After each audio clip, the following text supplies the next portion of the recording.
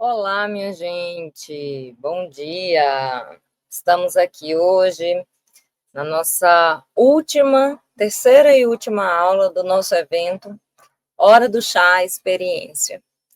Me falem aí o que vocês acharam, quem estava comigo aqui desde a primeira aula, assistiu as duas, quem não teve a oportunidade de assistir ao vivo, pôde assistir depois, o que vocês acharam do conteúdo? Né? Como que vocês encararam isso?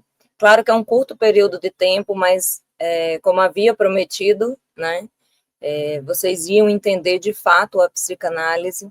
Então a gente tomou aí esse primeiro tempo para fazer esse resumão, depois trazer a parte clínica e hoje nós vamos falar dos mapas. Então, novamente, eu vou fazer igual a nossa dinâmica lá da hora do chá. Eu vou pedir para vocês me dizerem como é que vocês estão sentindo isso tudo aí, o conteúdo todo, como é que chegou para vocês, né? Vocês entenderam? De onde vocês me assistem? Quem está comigo aqui hoje, nesse domingo, de onde está me escutando? Já participa da Hora do Chá, quarta-feira, toda quarta-feira, às 17, lá no Instagram. Agora nós temos novidade, estamos tentando colocar também ao vivo no YouTube, estamos trabalhando para isso, para estender aí as nossas redes. Uma coisa que eu esqueci de falar com vocês antes de começar. O pessoal pergunta muito da nossa camisa, né, da Hora do Chá. Às vezes eu estou com Freud, igual a de hoje, às vezes eu estou com Winnicott, às vezes eu estou com os três, que é a nossa marca da Hora do Chá, né? E o pessoal perguntou, e eu empolgada em falar com vocês o tempo inteiro, de dar aula. Nossa canequinha, eu tenho um modelo dela aqui, tem outros modelos também, mas eu estou com um só aqui. Mas eu esqueci de falar com vocês que a gente já está com a nossa loja oficial, a Hora do Chá, e a gente já tem uma coleção básica lá, que é essa que vocês vão encontrar, né? Só Freud, só Winnicott, aquele que eu sempre posto aqui para vocês, eu estou com a camisa. E a gente tem uma coleção nova lançada, que é o Inconsciente Fala, tá? Maravilhoso, surreal. São frasezinhas que dão uma cutucada, ótimo para dar de presente, ótimo para usar, né? Porque são frases sobre questões do cotidiano que a gente às vezes passa despercebido, provocativas, sarcásticas, irônicas e, claro, como sempre, com muito humor. Então, tá bem interessante, bem divertida. Eu já pedi quase a loja toda, porque eu não consigo, gente. Eu quero só vestir isso agora, só a hora do chá.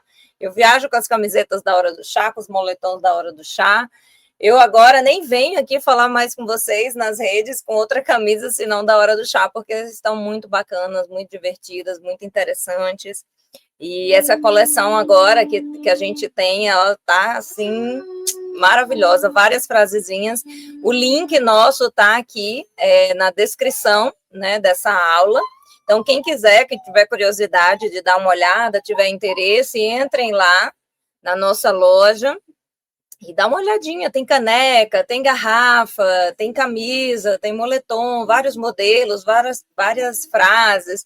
Tem as básicas, que são essa que eu uso, tem outras com frases, dá uma olhadinha, dá uma espiada, indica aí para quem, para presente, então, agora, muito bacana.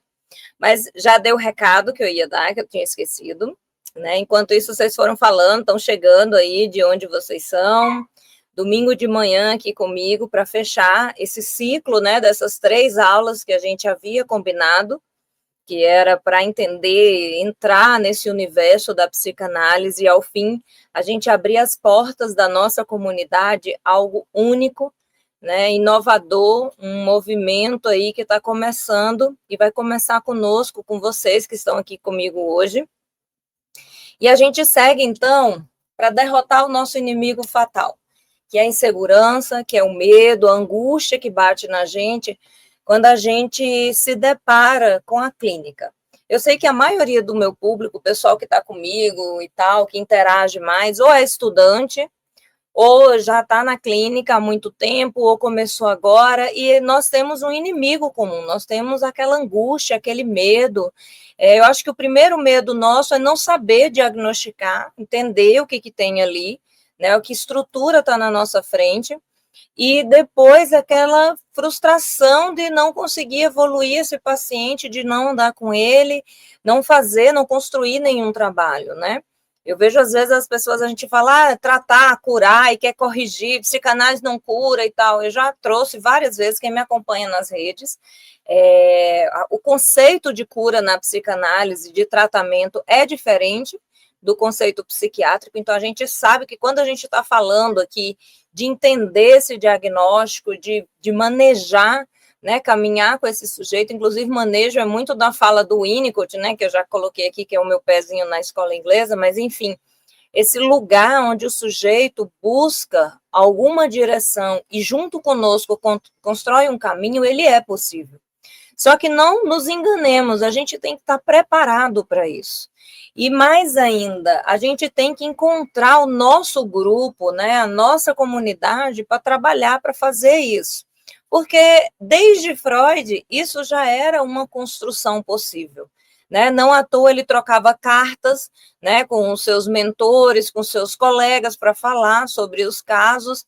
Não satisfeito, para além das cartas, que era o meio de comunicação da época, ele também criou a reunião das quartas, nosso chá aí da quarta-feira, só que a dele era sempre nas quartas à noite, para conversar, discutir caso, entender, evoluir a psicanálise. Ela estava ali brotando, nascendo, e eles tinham na mão uma riqueza, né, e um método, uma teoria revolucionária, algo que era fora do que se esperava dentro das caixas da sociedade à época. Então, Freud sozinho não ia conseguir movimentar isso e trazer para a realidade e fazer tudo o que ele fez.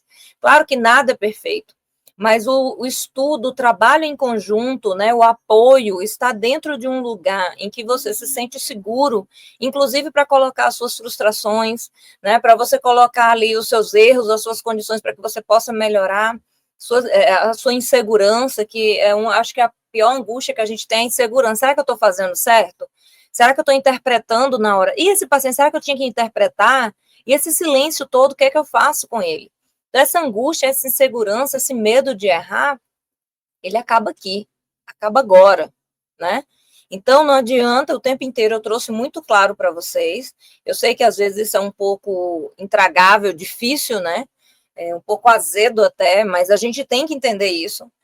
A formação de um psicanalista é uma formação muito profunda, e ela precisa, assim, dessa companhia, desse lugar onde você possa aprender e construir. Mais do que isso, tem que estar respaldado na teoria. Não vem com essa loucura de achar que, pelo amor de Deus, eu fui lá, fiz análise, leio 2 livros de Freud, estou apta a. É óbvio, eu acho que o maior pilar que tem dentro da formação é a análise, porque a gente trabalha com quase um ego auxiliar, né? Um empréstimo do nosso inconsciente. Como eu já falei, que inclusive nessas aulas que eu estou aqui com vocês, esse suporte, como o Násio coloca, né, é o nosso próprio inconsciente. E o nosso inconsciente, ele tem que ter, né, um caminho já trabalhado aí das nossas questões para a gente não se misturar ali com as questões do paciente. O próprio Winnicott nos coloca isso. Por que a gente faz análise? Exatamente para a gente agir de uma forma profissional, para a gente conseguir oferecer essa função e essa postura profissional de não se comprometer, né, de não perder ali o fio da coisa. Eu, como estudo muito Winnicott, que é o meu direcionamento, a minha orientação clínica, eu acho muito interessante a forma que ele conduz. Não sei se tem alguém aqui do grupo de estudo de Winnicott comigo, mas a forma como ele conduz isso é muito interessante. Assim, não tem essa cobrança, essa angústia de que a gente tem que fazer, construir, como se a gente tivesse o poder, a varinha de condão para direcionar o processo. Quando, na verdade, é um trabalho em conjunto com um paciente. Quem busca a gente está sofrendo, está doendo ali, né? Está com alguma questão para ser resolvida, sim. Mas ele nos busca, essa pessoa nos busca, exatamente porque confia ali que nós vamos, de alguma forma, atravessar esse caminho doloroso com eles. Não à toa a gente fala tanto, está na moda, inclusive, né? Falar muito travessia, atravessar, porque é exatamente isso que a gente faz. E esse é o sentido da cura psicanalítica. Não é extinguir o sintoma, não é tirar ele de lá, é atravessar ele. Por quê? Porque você vai entender por que ele está lá. Qual é o sentido dele na vida da pessoa? como que ele foi construído, né? Ele está ali suportando o quê? Segurando o quê? Mantendo o quê? Porque existe toda uma dinâmica por trás desse sintoma. Então, ele tem um sentido naquela condição existencial e nós atravessamos com o sujeito, entendemos, porque a maior parte das vezes é muito doloroso, difícil, e esse sujeito não tem amadurecimento emocional, não tem recursos, mecanismos suficientes para lidar com aquilo. Então, ele precisa da sustentação, né? Ele precisa desse lugar onde um profissional pode caminhar sem julgamento, né? Sem tentar, de alguma forma, resolver, querer. A gente vai com desejo, sim, como o próprio Lacan fala, né? A gente vai com desejo de, mas a gente não consegue sustentar o processo sozinho. O sujeito também demanda dele alguma condição, algum investimento para que aquilo aconteça, tá? Então, acabou aqui essa questão de insegurança, de medo, não sei o que fazer. A gente viu aí o tempo inteiro a teoria, a clínica, e hoje, minha gente, hoje a gente vai fechar com chave de ouro. Eu sou empolgadíssima, né? Me empolguem aí, empolga junto comigo vocês. O mapa das estruturas, eu acho que eu já falei aqui várias vezes, não é um mapa no sentido de um manual, isso é aquilo. O mapa das estruturas é um método para facilitar a sua visualização desse processo que é o sujeito em desenvolvimento. Mais ainda, ele é uma bússola para te dar um norte para o seu caminhar com esse sujeito. Então, vocês vão perceber, algumas pessoas talvez já tiveram acesso a esse mapa, a gente vai disponibilizar, inclusive, ele lá na comunidade, né, para vocês poderem visualizar, usar, imprimir isso também na vida de vocês, principalmente quem está começando, quem não entende, quem é entusiasta, quem está ainda nesse universo tentando caminhar. Né? O mapa das estruturas foi praticamente um método para desenhar, literalmente desenhar a psicanálise, porque é uma espécie de esquema da vida do sujeito. Então, a gente tem uma linha do tempo, a gente tem ali as fases de desenvolvimento, segundo Freud, segundo o Winnicott, a gente tem ali vários pontos importantes que o sujeito tem que conquistar, a gente tem mecanismos de defesa, os mais primários e os secundários, como eles são desenvolvidos, e a gente tem ali as possíveis estruturas. Então, se alguma coisa aconteceu, se o negócio desandou ali, o que é possível, o que chega? Porque se eu recebo, eu só falo de border, né? Eu atendi tanto border na minha vida, mas enfim, você recebe uma depressão. Aí você vai investigar se é uma depressão maníaco-depressiva ou se ela é reativa. Aqui eu estou falando de Freud, estou usando o Winnicott, de toda escola inglesa, enfim. E aí você vai localizar, então esses mecanismos dele aqui é isso, mais primários, por quê? Porque a relação aqui está ainda com mamãe, pré-linguístico. O problema está nessa questão com essa figura, essa função materna aqui inicial. Ele nem chegou no Édipo. Não, mas ele está aqui estriônico. Gente, estriônico, fase fálica. Então, entendi. A questão dele aqui é relacional, papai, mamãe, filhinho. Como é que esse corte, essa lei chegou? Né? Como ele foi atravessado? Não foi atravessado? Como que isso chegou? Porque o perverso, por exemplo, não aceita a lei. Não aceita o corte. Né? Então, como que isso aconteceu? Então, esse mapa, ele clareia, ele facilita o nosso olhar, a nossa observação. Primeiro, para entender a teoria como um todo, então ali está toda a teoria da psicanálise. E segundo, para a gente usar como instrumento uma bússola que norteia o nosso olhar, que daqui a pouco está treinado e a gente já consegue, né? Por isso que o povo às vezes tem um certo receio de psicólogo, principalmente psicanalista, acha que a gente está adivinhando a vida deles, como se a gente tivesse uma bola de cristal. Tem gente que acha que a gente está observando e já está traduzindo um monte de coisa, né? E a gente não faz isso, não, pelo menos não é para fazer, eticamente não é para fazer, e a gente cobra, né, para fazer. Ninguém sai por aí dando diagnóstico para ninguém sobre as suas estruturas, sobre a sua personalidade, até porque ninguém nos pediu, né? E nós somos éticos, profissionais éticos, e a gente não fica analisando, não é para ficar analisando todo mundo. Mas esse mapa é exatamente essa função dele, tá? Um norte, uma bússola mesmo. Vocês vão ver que nele vocês vão enxergar toda a teoria até agora, tá bom? Dito o que a gente tem aí, eu queria rapidinho só colocar para vocês o que a gente viu até hoje, porque talvez tem gente que está chegando hoje aqui, né, está entendendo ainda o percurso. Então, na nossa primeira aula, a gente entendeu todo o percurso da psicanálise, desde quando Freud escolheu a medicina, entrou, né, nesse mundo via histeria, criou o método de associação livre, e assim ele seguiu desenvolvendo a psicanálise até a era das escolas. A era das escolas é quando Freud, então, vai para Londres, né, para a Inglaterra, e acaba falecendo, e no seu pós-morte a gente tem vários movimentos que são nomeados as escolas de psicanálise, porque o pensamento foi se divergindo em alguns pontos, se misturando com as culturas, e a gente teve vários olhares e várias formas de aplicar a mesma psicanálise, tá? Não pense que é uma coisa divergente, o Mesão fala muito isso, são várias psicanálises, mas se a gente observar, ler realmente com cuidado, a gente vai ver que elas se complementam. O fato, por exemplo, vocês já ouviram falar várias vezes de Lacan, e eu não uso o Lacan, o método dele, dentro da clínica, mas eu entendo, porque faz muito sentido toda a teoria, a base, como ele traz, as questões como ele traz, né, do paciente, do sujeito, os discursos, né, então a gente consegue ter isso como arcabouço teórico, como respaldo, repertório, né? Mas lá na clínica, por exemplo, o meu processo é respaldado no método da escola inglesa. Eu não faço corte lacaniano, por exemplo. Isso vai da identificação sua com a teoria, como eu vi aqui depois. Gente, eu não respondo os comentários, porque eu me concentro para falar aqui com vocês, senão eu me perco aqui. Eu já falo muito, né? Então eu me perco aqui nas perguntas, então por isso que eu acabo ficando focada aqui. Vi que vocês querem ficar olhando para mim, então vou tentar hoje dividir tela menor para vocês enxergarem o mapa, porque o mapa precisa ser visto para vocês entenderem o que eu estou falando.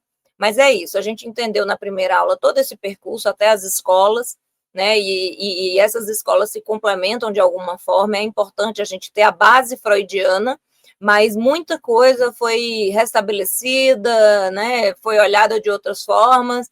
O Winnicott, por exemplo, é considerado como alguém que quebrou paradigmas, ou seja, ele trouxe a psicanálise para além, né, da neurose e colocou ela num lugar para atender pacientes mais regredidos, com um outro olhar, uma outra forma de atuar.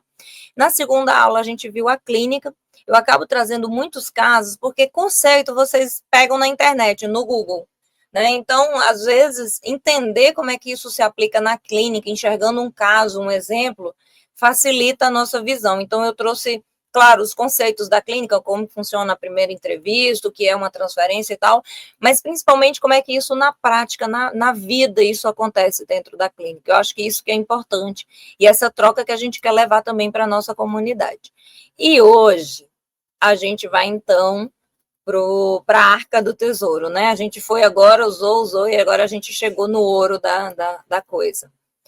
Não sei se alguns de vocês aqui já tiveram acesso, já participou de outros eventos, mas o mapa que a gente vai trazer hoje, eu já usei em outros lugares, inclusive foi o método que eu usei aí durante a minha docência para os alunos entenderem. Eu sempre fazia o desenhozinho no quadro, e depois eu fiquei com isso para usar para as pessoas entenderem de uma forma prática, didática e acessível à psicanálise, tá? Então, já falei como é que foi a nossa primeira aula. Quem não assistiu, volta lá e assiste, faça suas anotações. Falei da segunda também. Quem não assistiu, assiste, volta lá, faz as anotações de vocês. E hoje nós vamos falar do mapa, que é o nosso último dia para abrir as portas aí para a nossa comunidade, tá?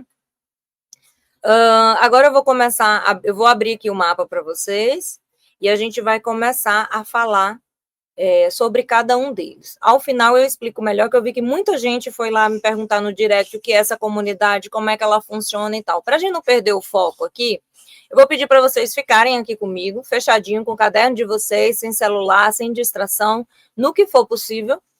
Aí, ao final, eu explico direitinho o que, que vai ter lá, como é que vai funcionar. Tá surreal, tá maravilhoso, tá lindo, tá assim, eu estou empolgadíssima para estar lá com vocês, tá? E aí, ao final, eu vou mostrando para vocês, bonitinho, como é que vai funcionar tudo, tá bom?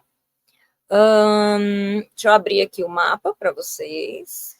Hoje eu estou mais perto da tela para vocês me enxergarem. Ó, o mapa tá aqui. Aí, para eu não ficar pequenininha, pronto. Eu acho que assim dá para vocês enxergarem, tá bom? Então, vamos lá. Esse mapa das estruturas, ele é o seco, o esqueleto básico, tá? Por que ele é o básico? Acompanhe comigo aqui, com toda a atenção que vocês tiverem aí. Esse mapa da estrutura é o básico da teoria clássica. Então, vejam, vocês veem que tem uma linha no meio e que tem duas linhas que cortam. A primeira linha, eu estou separando, né? E é uma linha aí para a gente só imaginar, seria isso a vida do sujeito. Eu estou cortando essa primeira fase, que é a fase oral dele. Depois eu tenho ali no meio a fase anal e, por último, a fase fálica. Então, eu dividi o caminho desse sujeito nas fases que Freud coloca para nós, tá? E aí, a gente segue... Peraí, deixa eu só desligar. Eu esqueço sempre de desligar o telefone. Problemas técnicos, minha gente, perdão. Deixa eu colocar no silencioso aqui. Prontinho. Pronto. Aí eu coloco no silencioso, aí não me perturba, senão eu perco a concentração aqui com vocês. Bom, já estou à vontade, a gente está tomando um chá aqui, então nem me importo mais com essa questão. Tá, é só para não me incomodar aqui. Então, seguimos, voltamos para o nosso mapa aqui, concentrado. Ó. A gente tem ali a linha da vida do sujeito. A gente tem, nesse primeiro momento, a fase oral, que vocês vão ver que lá na frente o Winnicott coloca dois momentos muito importantes dessa fase oral, porque hoje a gente olha para ela como um todo. A fase anal e a fase fálica. Acompanhem comigo. Na fase oral, a gente tem o quê? O sujeito que nasce por id, né? Então, todos os seus desejos, todas as suas necessidades, as suas pulsões estão ali. Como é que o bebê nasce? Eu não vou entrar aqui muito em neurociência para não misturar a cabeça de vocês. Mas, como é que o bebê nasce? Por id, né? Ele tá com fome, ele berra, ele tá com dor, ele berra, ele é o corpo dele em ação, né?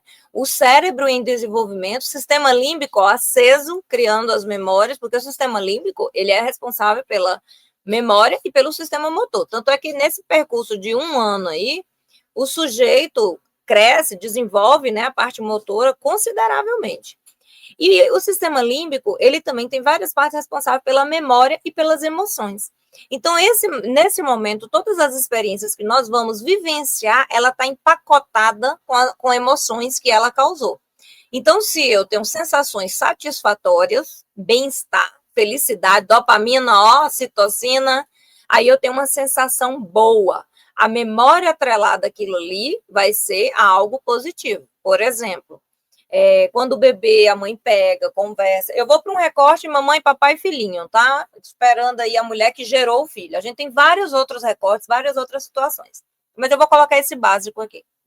Então, a mãe, dentro de toda aquela condição que a gente já sabe, que a gente conhece, gerou esse filho. Quando ela pega esse filho, quando ela acalenta esse filho, quando ela fala com esse filho, quando ela amamenta, a criança está ali, né, de 3 em 3 horas, 2 em 2, dependendo do bebê, quando ela pega esse sujeito e ela acalenta, esquenta, ama, deseja, investe energia nesse sujeito e coloca ele no peito, né, ou numa mamadeira, enfim, para alimentar, ele libera dopamina, sensação de prazer, ocitocina, porque isso tudo ali, aquela sensação é reconfortante, né? É prazerosa. Então, a memória que ele vai criando diante daquele som, daquela voz, daquele ambiente, é positiva. Mas vamos pensar que um bebê está sentindo cólica, aí a mãe está nervosa, está estressada e começa a pegar esse bebê bruscamente, coloca para tomar banho numa água fria, e aí ela não tem paciência, sacode esse bebê, ela também está estressada, está angustiada, presta uma depressão pós-parto, e ela não tem suporte, vamos pensar assim, né? Porque com suporte é bem mais fácil. Então, ela não tem suporte. E aí, o que acontece? Esse sujeito fica o tempo inteiro naquilo que a Melanie Klein chama, né? Aquilo que a Melanie Klein chama de ansiedade persecutória. Não sei se vocês conhecem aqui também a Melanie Klein. Porque a escola inglesa nós vamos falar de Melanie Klein, de Winnicott, de Bion, né? Mas aqui é só para ilustrar para vocês entenderem o que acontece com esse sujeitozinho no início, quando eles nascem. A sensação, quando ela é ruim, né, ele tem essa angústia, esse medo do aniquilamento, porque o nosso maior instinto é o instinto de sobrevivência. Isso está em nós. A gente vai fazer de tudo para sobreviver. Então, a nossa vida é em função de sobreviver. O nosso cérebro, ele é programado para a gente sobreviver, não para ser feliz. Então, dependendo de como eu vou viver, eu vou criar um modo, um jeito, um manual de sobrevivência que me mantenha vivo. Manual de sobrevivência. Vejam, por quê? Porque tem que me manter vivo, aos trancos e barrancos.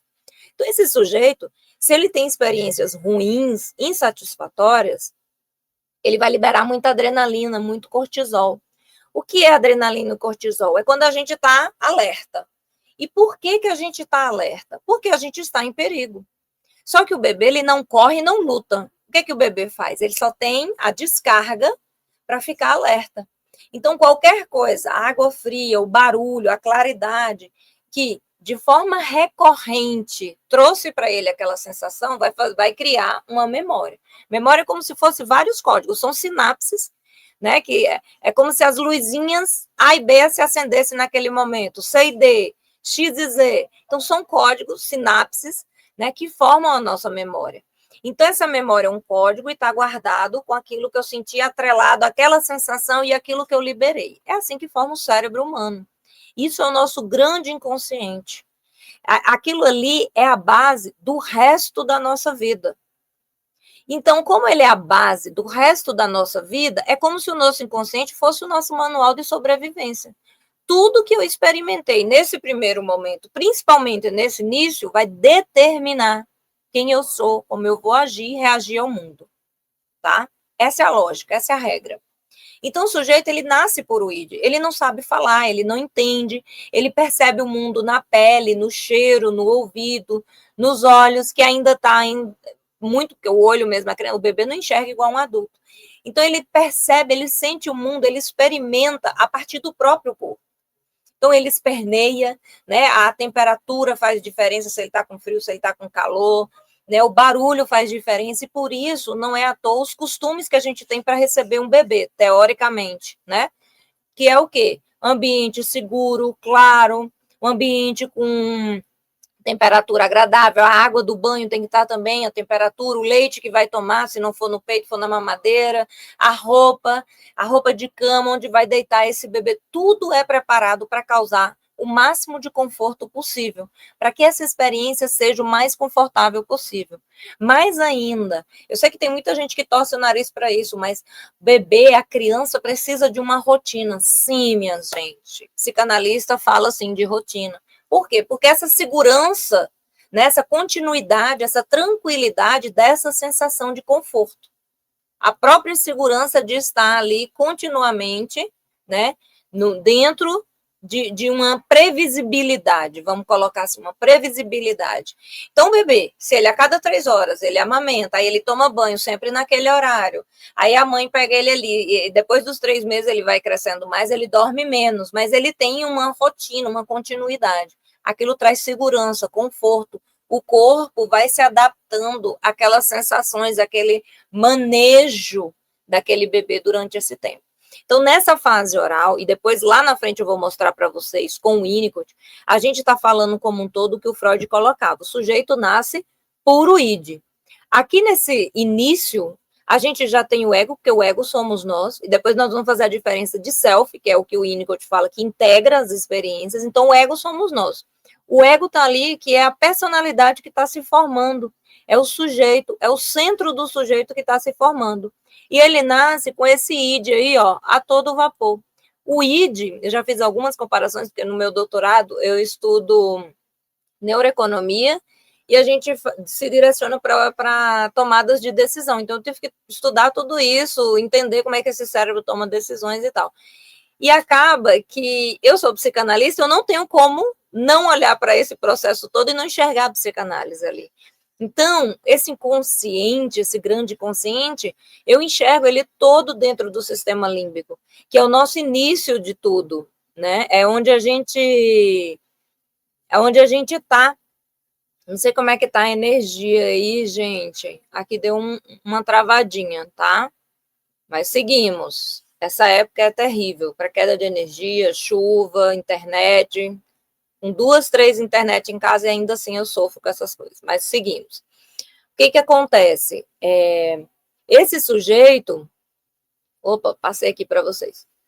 Esse sujeito, ele ali teria, então, esse grande inconsciente, e o id, que é essa motivação para, essa necessidade, essa sensação de prazer, nada mais é que o nosso circuito de dopamina, que, inclusive, depois, né, ele passa para um outro circuito que trabalha junto com a ocitocina, que vai lá para esse circuito que a gente vai falar mais na frente, que eu vou comparar com o superego, que é o desenvolvimento do córtex. Aqui a gente tem um outro circuito que a dopamina trabalha com a ocitocina e outros que é para o nosso pensamento a longo prazo.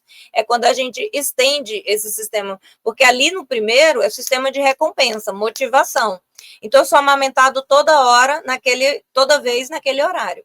Quando o cheiro da mãe chega, a voz dela chega e está na hora de amamentar, eu já vou liberar a dopamina, porque a sensação é prazerosa e eu já estou acostumada com aquilo ali. Só que depois, quando eu vou desenvolver o córtex, que vai coincidir, inclusive, com a chegada do superego, o fechamento da fálica, eu já vou atuar, o circuito de dopamina vai atuar com outras substâncias que vai me ajudar a ter esse comportamento a longo prazo, o raciocínio, enfim. E é aí que a gente também explica o amor, a paixão, que não é nosso assunto aqui. Mas nós vamos ter aulinhas lá na comunidade para explicar isso tudo para vocês. Vocês vão ficar assim letrados. Psicanalista tem que entender de neurociência, gente. Não adianta ficar parado no tempo, não. Então, nesse iniciozinho aí, nós temos o grande inconsciente nosso que está se formando. A gente está experimentando o mundo. A gente é puro id, ou seja, pulsão. A gente não tem controle de nada. A gente só sente tudo. E a forma como a gente vivencia aquela experiência é o que a gente vai guardar e formar o nosso manual de sobrevivência. Aqui a gente tem também o narcisismo. Não vou adentrar muito no conteúdo, mas só para vocês entenderem. Porque esse narcisismo, de uma forma bem crua, assim, bem simples, o que ele é? É um investimento, o desejo que o outro coloca em nós. Então, essa energia que eu tenho vai, né, em função do outro, e esse outro me deseja, me acolhe, me ama, investe em mim, e aí eu me estruturo tranquilamente. Quando isso não acontece, essa energia daqui vai, é como assim, eu estou aqui, eu, né, preciso do ego ali do outro, isso não volta. A mãe depressiva pós-parto, a mãe que não desejou, que não cuida, enfim, várias outras situações. Não há o desejo de lá para cá, não há o investimento, o amar de lá para cá. Esse sujeito traz toda a energia que foi para lá de volta para ele mesmo. Não é à toa que a gente fala narcisismo, que é olhar para o próprio espelho, se amar. Inclusive, tem algumas colocações mas no senso comum que as pessoas colocam, né? É narcisista, o namorado narcisista, a mãe narcisista. Mas, na verdade, é um sujeito extremamente vulnerável, carente, que a sua defesa maior é essa. É ele se colocar em primeiro lugar e usar de vários mecanismos, principalmente para atrair o outro que é carente, que precisa daquilo aí, e tem toda aquela dinâmica que a gente já conhece.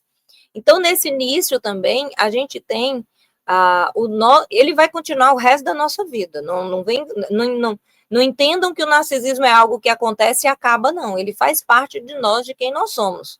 Mas ali no início é a chave dele de construção. O outro que nos deseja, o outro que nos define, o outro que investe em nós, tá? Então, o narcisismo também está se formando ali. Ali, nesse primeiro momento, a gente tem também os mecanismos de defesas primários. Por que primários? Porque eu não tenho recursos, não tenho amadurecimento. Logo, tudo que eu tenho ali no início são mecanismos mais primitivos. Por exemplo, a gente tem a cisão, que é dividir o objeto em bom e ruim. Então, se mamãe está me amamentando, me acolhendo, bom. Se a mamãe não está me satisfazendo, eu estou chorando de cólica aqui, ruim, porque ele ainda não tem, né, mecanismo, suporte ainda muito amadurecido. Introjeções, que é introjetar esse objeto, né, a relação com o ambiente, ainda é separado, a mãe não é vista inteira, tudo aquilo que a Melanie Klein fala e o próprio Freud, o Winnicott aprofunda mais, tá? Então, nesse início, é a chave para a nossa ida para o mundo. Então, se deu tudo certo, se funcionou da melhor forma possível, não é perfeito, mas criou-se uma condição possível para esse sujeito, ele vai de encontro com o mundo. Então, ele está ali na sua pulsão de vida, né, de pura satisfação, e vai de encontro com a vida, o real, né? Que é o princípio da realidade. Então, ele está no princípio do prazer. Ele tem que ser satisfeito em toda a sua onipotência, tem que ser alimentado, cuidado, satisfeito em toda a sua onipotência, todo o seu desejo. Mas ali na fase anal, e a gente já vai falar dela, começa, então, aos poucos introduzir o que é esse mundo, o princípio da realidade, que o seu desejo não pode ser satisfeito totalmente, né? E começa os cortes para preparar praticamente para a fase fálica. Então, o sujeito faz esse caminho, o princípio do prazer para o princípio da realidade, puro id para o real, o corte, a cultura, o terceiro, tá? Então, nesse primeirozinho aí que vocês estão vendo, que é a fase oral, é a chave para o sujeito ir para a realidade. Deu tudo certo, foi possível esse sujeito integrar tudo, ele vai e segue para as outras fases. Às vezes ele para aqui, e aí a gente tem a estrutura da psicose. O que é a psicose? Lembra que eu sempre, quem me acompanha sabe, a analogia da portinha, que é a portinha para o mundo. A psicose vem para cá, ela não consegue ir para o mundo, ela cria um próprio mundo aqui, paralelo. Por isso as alucinações, né, os delírios e tudo mais, porque o mundo foi tão cruel, tão violento e insuportável que eu não consegui ir. Então, eu fiquei fragmentado, cindi totalmente, fiquei do lado de cá. O border é o que vai, mas não sai da portinha. Então, ele fica entre lá e cá. Ele não tem território, ele nem está aqui, nem está lá. Ele está suspenso na portinha. E o neurótico é o que atravessou, conseguiu atravessar a portinha e chegou do outro lado para a realidade com todas as suas questões relacionais, porque vai depender de como ele elaborou ali o terceiro, a relação onde é que ele ficou, sobrou, ficou com um dos pais, como que foi isso? Então, a gente vai chegar lá. Então, entendemos essa primeira parte, que é a fase oral, tá? Aí a gente vai, então, para a fase anal, ou seja, passou aquele período ali até mais ou menos, o Freud vai colocar para a gente que é uma média até mais ou menos um ano e meio, 2 anos. Por que a gente coloca idade? Para a gente ter um parâmetro. Porque se esse sujeito chega na nossa clínica adulto e fala que lá aos 2 anos ele sofreu uma coisa, que lá um ano que a mãe dele fala que ele passou não sei o quê, lá com 3 anos, então você tem um parâmetro de idade, de tempo aí, de cronologia, para você entender aonde esse sujeito foi marcado, carimbado ali na vida. Então, a gente tem ali mais ou menos até uns 2 anos, pensando na psicanálise clássica. O Winnicott depois vai dividir essa fase oral em 2 momentos, mas eu vou falar mais tarde ali com vocês, que eu tenho o outro modelinho. E aqui a gente tem, então, a segunda fase, que seria a fase anal. A fase anal, a gente já sai daqui da oralidade, da boca, pele, sentindo o mundo, né? E eu não falei aqui para vocês, que eu não coloquei, das fixações, tá? Às vezes, não tem a psicose, não tem o limite que a gente vai ver lá na frente, mas tem a oralidade, por exemplo, com a compulsão alimentar, com a bebida, com a droga, roer unha, falar demais, enfim. Por quê? Porque talvez viveu alguma situação, uma ou outra ali na fase oral, que trouxe alguma angústia, deu uma marcadinha ali, digamos, fixou, mas não foi tão intensa ao ponto, por exemplo, de uma estrutura como a psicose, tá? Então, a gente tem essas possibilidades, até porque pai e mãe, o ambiente não é perfeito. Ele conduz a gente de uma forma possível, não perfeita. Então, o que se espera? Que o sujeito consiga ir ultrapassando ali as fases e chegando, então, até a sua fase genital. Aí, quando é muito difícil, muito violento, negligente, enfim, como é que fala, gente? Quando é muito invasivo, ansioso, aí a gente tem alguns problemas nesse percurso. Mas se tudo correu bem, com uma certa regularidade, a gente tem um sujeito possível aí. Aí a gente tem que na fase anal, a gente sai da área oralidade e vai para o controle dos esfínteres. E por isso que essa área tem muita relação com disciplina, com controle, porque agora você está aprendendo a controlar seu corpo e para controlar algo que sai, que é produzido por você, que é o cocô e o xixi da criança, né? Então, nessa fase, ela começa a ser treinada para o piniquinho, mas nada mais do que uma regra social. A gente não pode sair fazendo cocô na roupa, xixi na roupa ou em qualquer lugar. Teoricamente não, né, minha gente? Não é que o povo não faça, mas não é para fazer. A regra geral é essa. E a gente tem um lugar específico para fazer essas necessidades. Então a criança já começa, olha o princípio da realidade, dando as caras. E por que que essa é a fase das birras? Porque o sujeito está saindo lá da condição de que o mundo gira em torno de mim, toda a satisfação do mundo, começando a entender que existe o não, não pode, não deve, e controlar. Agora eu tenho que controlar, não posso mais simplesmente a bel prazer fazer xixi, cocô, porque a mãe já está cobrando, o ambiente já está cobrando, e aí é o pulo do gato. Como que foi essa cobrança? Como que foi esse treino? Como que isso foi recebido? Por exemplo, a criança faz, cocô horrível, fedido, não sei o que, criando muito nojo da criança, nojo daquilo que ela oferece. Muito controle, muita rigidez, a criança apanha quando faz cocô tá treinando e faz na roupa, tá, xixi, começa muito cedo, é um ambiente com rigidez para limpeza, tudo isso vai implicar nessa construção do sujeito na fase anal. Então, a gente tem aí como uma possível estrutura obsessivo-compulsiva. Muita culpa e muita angústia com essa questão de controle, né? Então, o obsessivo é o pensamento e o compulsivo o comportamento. Essa ruminação, essa repetição, na verdade, é uma tentativa de controlar o desejo, a culpa, né? Enfim, vem dessa sensação de controle. E aí, você controla mais, é mais rígido, é avarento, ou você solta mais, é desorganizado e é generoso até demais? É como você aprendeu a segurar e soltar.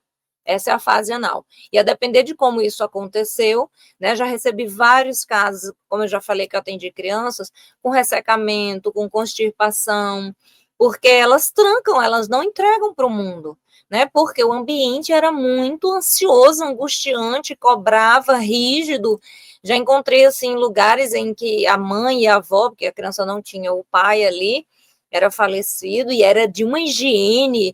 A criança estava sempre limpinha, penteadinha, e a roupinha toda vez que fazia cocô trocava, e eca, e que nojo, e que nojo. E a criança começou a ter o comportamento repetitivo, ficar lavando a mão, arrumando os brinquedos e tal. Isso incomodou os pais, né, a mãe e a avó, que foi para o consultório. Ou a gente também tem os adultos. Pauline, eu volto 1000 vezes para conferir se eu fechei a janela, se eu desliguei o gás. Pauline, às vezes eu lavo a mão, chega a ferir. Pauline, eu separo as minhas roupas, a branca da verde, o guarda-roupa por tecido. A minha casa é milimetricamente arrumada, enfim. Então, a gente tem esses possíveis traços do anal, que é o sujeito mais rígido, disciplinado, e a gente tem a estrutura, que daí é como se fosse o ponto mais forte da fixação, que é a estrutura obsessiva compulsiva. Que aí a gente tem um sintoma grave e que compromete o dia a dia do sujeito. Porque todos nós temos traço de alguma fase, porque o ambiente, os nossos pais não foram perfeitos. Então, eu tenho certeza que aqui comigo, por exemplo, tem gente que come muito, que fala muito, que rói a unha. Provavelmente tem gente que é extremamente disciplinado, metódico ou desorganizado. Tudo isso são marcas do nosso processo de desenvolvimento. E a gente tem ali, por último, aqui também a gente já vai sofisticando, já vai amadurecendo as nossas defesas. Claro, se tudo ocorreu bem, esse sujeito já está se comunicando com os objetos, que são os pais ou quem está nessa função, já está entendendo ali mais ou menos as regras sociais, já está interagindo, já começa a fala, né? Hoje em dia, com os estímulos, todas as crianças, assim, espera-se, começa já a falar mais cedo, né? Balbuciar e já falar alguma coisa. Já tem criança que tem, inclusive, comprometimento da fala exatamente por causa das telas e dos estímulos todos, e aí ninguém comunica, conversa com a criança. Vocês observarem, a mãe já conversa com a criança desde quando ela nasce. O tempo inteiro está conversando, interagindo, e aquela voz, o som da voz, tudo aquilo vai ficando na memória, que é depois o norte da criança ali na condução. Então, passamos a fase anal. Também deu tudo certo? Tem uma outra marca, mas a gente passou. Todo mundo, eu acho engraçado, quando eu falava da fase anal, tá, professora, mas faz como? E é muito engraçado, porque quem sabe, né, que eu sou psicóloga, psicanalista, já me viu algumas vezes dando tchau para cocô para um filho meu. E, gente, não é, ai, que bobo, que besta, que isso, que... não é. A criança tem que entender que aquilo é natural do corpo dela, né? E ela tem que aprender a lidar com isso, e cada criança tem seu tempo. Eu tenho 3 filhos, e cada um passou pela fase anal de uma forma diferente, muito a ver como eles estavam percebendo e amadurecendo. Então, eu tive filho que demorou mais para tirar as fraldas, eu tive filho que rapidamente, sem a gente começar o treino, já não queria mais saber de fralda, já queria usar o banheiro. Então, assim, cada filho, ele tem cada pessoa, ele tem um processo, né, para amadurecer, para conseguir lidar e, de alguma forma, simbolizar aquela experiência. E a gente está ali para dar o sustento, o suporte. Então, não é que toda criança com 2 anos vai parar, vai controlar isso e aquilo. Eu já tive, por exemplo, criança que com 3 anos, 4 anos ainda estava na fralda, fazendo treino, e cada criança tem o seu processo. Agora, como que você lida com isso? Porque, Pauline, então quer dizer que tem que deixar à vontade? Não é isso. Já recebi, por exemplo, uma mãe preocupada porque, ai, domingo é triste, gente, som de caminhão, de cachorro, de tudo. Eu já recebi, por exemplo, um caso que a criança ela ia fazer 6 anos e ainda usava fralda. E aí, então a mãe levou e preocupada. Na época, a gente nem tinha essa coisa de online, só que eu tinha sido recomendada por uma paciente minha. Vejam, seu cartão de visita é o seu trabalho, o que você faz, né? O resultado que você entrega. E aí eu conversei com ela por telefone, ela tá quase igual carta de Freud, né? Eu conversei com ela por telefone e tal, e ela explicou a situação. Só que, na época, eu morava num lugar que era quente e tudo, ainda moro num lugar quente, e ela morava no sul do país, que era muito frio e tal, e aí era muito complicado, porque até para treinar a criança, para deixar ela, né, o tempo inteiro ela estava com muita roupa. E aí, como é que ia fazer? Deixar sem fralda nenhuma, aquele monte de roupa toda vez, ia virar uma bagunça, enfim, não estava conseguindo por causa do frio. E isso foi postergando, claro que tinha outras questões aí. Mas o que chegou para mim? Não, aqui é muito frio, e aí eu não consigo treinar, eu não consigo deixar sem a roupa e tal e tal. Claro que a gente viu muitas outras questões aí, mas pode ser também mais algo que poderia ser, que ela não tem controle, que é a questão do frio, por exemplo. Né? Eu estou num lugar e aí eu não tenho como deixar essa criança sem roupa, né? Então, sem roupa no sentido de roupas mais leves para ficar mais fácil ela sentir à vontade. Como que eu faço, então? Quais as alternativas que eu tenho? Como que eu estou lidando com isso? Então, existem as condições ambientais e mais aquilo que é inconsciente também. Porque essa troca dos objetos com os filhos, né, dos pais com os filhos, do ambiente com os filhos, acontece o tempo inteiro de forma inconsciente. Você não decide quem seu filho vai ser. A partir da convivência, da relação estabelecida, do que vai experimentando através da sua relação com ele, inclusive de coisas que você não tem nem controle, está lá no seu inconsciente, é que vai formando esse sujeito, tá? Você não precisa falar que tem nojo do cocô, basta sentir nojo do cocô. Ele já vai sentir. Você não precisa dizer que não desejou aquele filho, basta não desejar. Não conseguir se vincular com esse bebê. Não precisa falar nada. Então, vejam, não está no nosso controle, é um processo extremamente inconsciente. E isso acontece também na fase fálica, que eu recebo demais. Ah, então se eu fizer assim, meu filho vai ser assim. Não, não vai ser de jeito nenhum, é um processo inconsciente, que a gente não tem controle. Seguimos. Tô com uma colinha aqui, porque vocês verem, né? Eu empolgo, vou falando. Já tem 47 minutos de aula. Eu ainda tô na fase anal aqui falando com vocês, que eu quero falar todos os detalhes, eu quero que vocês entendam. E aí eu fico com uma colinha aqui para ir direcionando o meu caminho, senão eu vou. Aí a gente segue para a fase fálica. Isso nós estamos em Freud, no clássico. Eu vou abrir já o próximo para vocês virem. Aí a gente tem aqui a fase fálica. Vejam que a fase fálica, a gente já tem os mecanismos de defesa mais sofisticados, então eles são secundários, né? A sublimação, a regressão, a gente tem aí a racionalização, vários outros que a gente já vai ver no próximo slide. E nessa fase fálica, a energia está concentrada nos órgãos genitais. E eu já falei algumas vezes, é por isso que chega tanta criança em consultório. Eu falei na aula com vocês. Por quê? Porque a criança está aprendendo a lidar com seus órgãos genitais, com seu desejo, que ele também já lidava com outras partes. Mas como para nós, cultura é tabu, aí a gente não sabe lidar. Então, os adultos não sabem lidar porque tem sua sexualidade mal resolvida e vai criar outras pessoas com sexualidade mal resolvidas e assim segue o mundo. Por quê? A criança pergunta de onde ela veio, de onde nascem os bebês, ela vai perguntar por que o que ela tem ali é diferente do que o coleguinha tem, vai querer tocar, vai sentir prazer, tem as masturbações, vai querer tocar no coleguinha, vai querer ver a mãe, o pai e tal, como que lida com a nudez. Então, tudo isso vai aparecer. Por quê? Porque a diferenciação do corpo. Eu sou menino, outra menina, por que eu tenho esse negócio para fora, outra não tem? né? E aí vai começar as perguntas. E o bebê viu uma grávida e tal. E a mãe e o pai? Às vezes tem gente que toma banho junto com as crianças e tal. Tudo isso desperta curiosidade, é o corpo. E quando eles começam a se tocar e percebem que tem prazer, não com a conotação do adulto, né? Aí eles vão continuar se tocando e daqui a pouco vai. E quer ver coisa? Então, hoje que eles têm acesso a séries, filmes que mostram, né, às vezes, as cenas sexuais, e eles querem repetir. E aí vai para a escola, em casa, repete com o primo, com o coleguinho, não sei o que, aí cria aquele escândalo, aquele horror, e faz o quê? Manda tudo para o psicólogo, né? Porque eu não sei resolver, não sei como lidar, então eu mando para alguém que eu acho que sabe mais para resolver. Então é uma fase bem polêmica, é uma fase complicada, porque nessa fase, primeiro você comemora, porque daí o sujeito passou a portinha, é um neurótico, tá tudo certo, o problema dele agora vai ser relacionar, né? Como que ele vai simbolizar, como é que ele vai se reorganizar e resolver essa relação triangular, o terceiro crime. Então, assim, só existia eu e mamãe no mundo. Minha vida era eu e mamãe e eu, ó, onipotência pura, tudo em função de mim.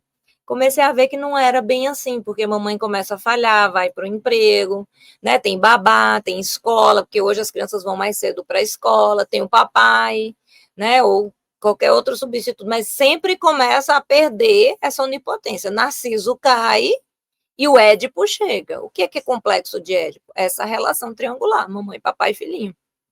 Ou seja, 3, eu estava aqui, eu e esse primeiro objeto, só eu e ela no mundo. Ó, gente, soltei balão, não sei porquê. E agora eu estou com um terceiro que entra, que é a própria cultura. É a interdição, como Lacan fala, a interdição do desejo, do incesto. Né? Eu não posso ter mamãe, eu não posso ter papai. O que é que eu vou fazer? Projetar para frente aquilo ali. Então, o que eu vivenciei, onde eu fiquei, como eu me reorganizei, é como eu vou projetar para frente nas minhas relações. Então, em resumo, a fase fálica, Narciso cai e entra o Édipo em cena.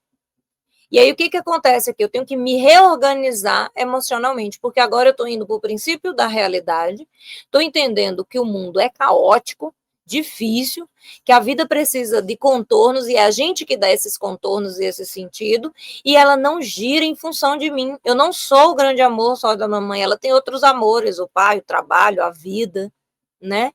E nada é do jeito como eu quero e na hora que eu quero. Então, eu agora estou entendendo, olha a cultura chegando e tudo aquilo que ela implica.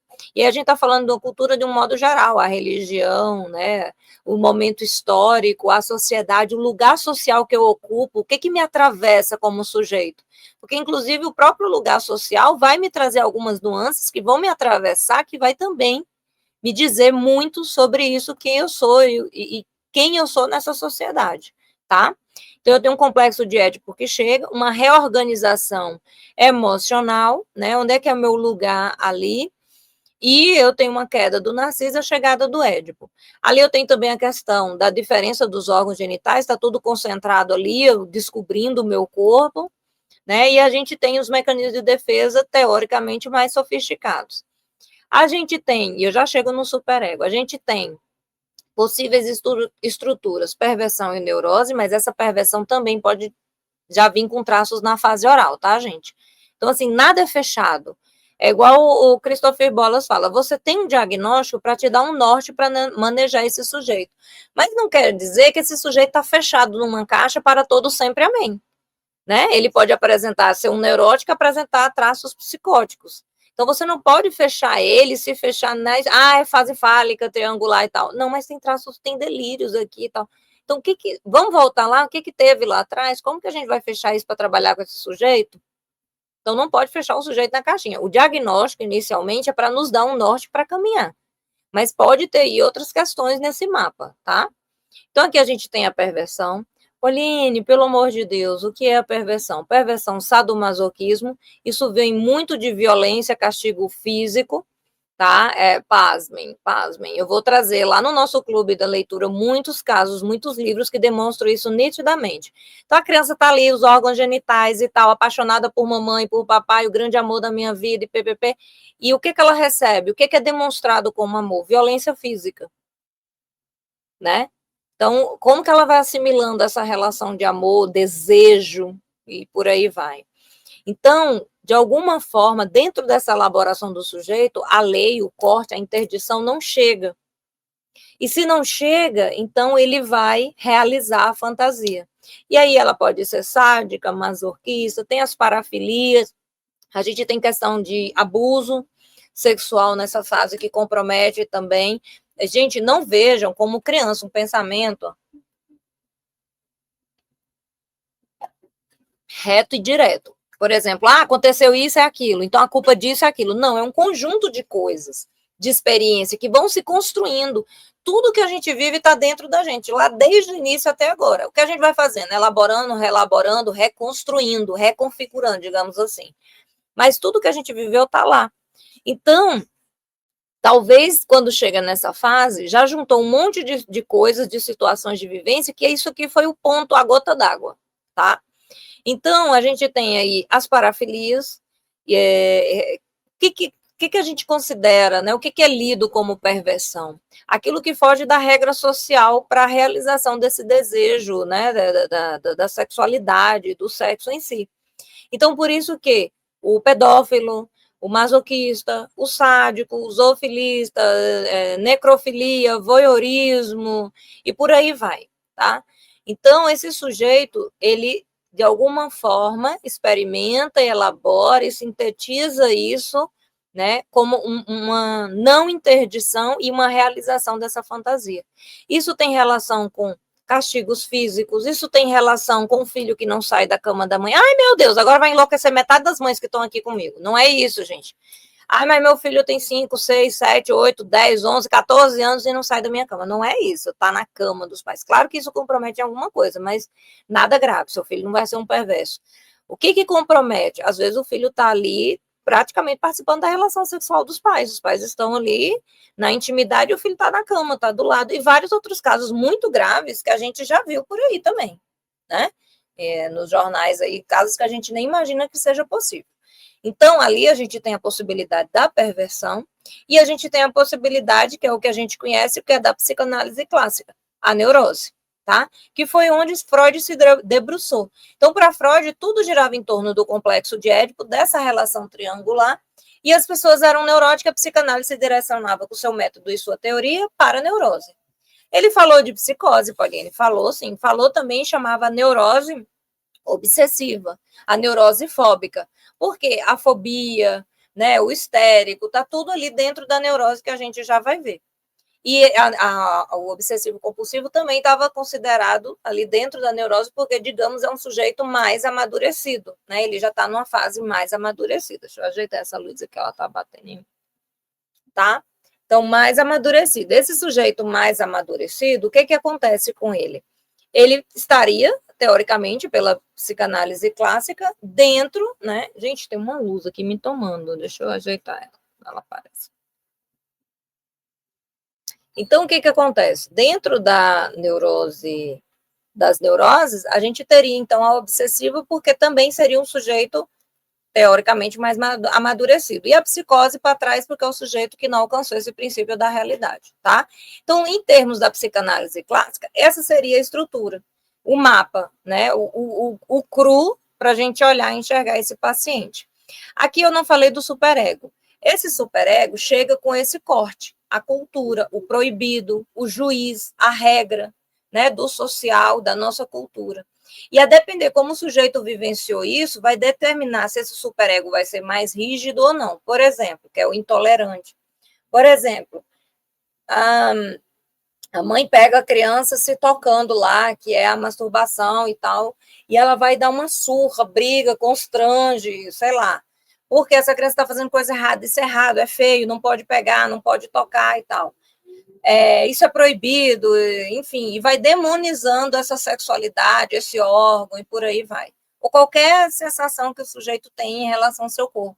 Então, a gente tem aí talvez uma rigidez muito brusca, uma regra que chega muito forte, uma interdição muito forte, e aí esse sujeito tem um superego mais rígido, cheio de culpa, né? Então, a gente tem... Eu estava lendo esses dias um livro sobre perversão para montar uma aula para a comunidade, muito interessante, porque às vezes a gente olha o pervertido só com essas questões que eu coloquei, mas os mártires também estão dentro da categoria da perversão, que eram aqueles que se batiam, né, para poder se livrar do pecado, do desejo e tudo mais. Não deixa de estar dentro dessa característica do masoquismo, por exemplo. Né? Mas isso é assunto para outra hora. Agora a gente está falando aqui sobre as estruturas. Eu vou passar aqui, só para vocês virem aqui, ó. Aqui, vocês podem perceber que eu coloquei de verde, tá? O que o Winnicott traz, que seria a mais essas teorias, mas eu vou abrir o da frente, tem mais detalhes. E trouxe mais estruturas que a psicanálise, no decorrer do tempo, né, com a evolução, conseguiu também colocar aqui. Aí, ó, esse aqui tá mais completo. Vocês conseguem ver? Eu vou abrir e já volto aqui, que eu sei que vocês vão ficar com saudade, vocês querem ver a minha cara aqui.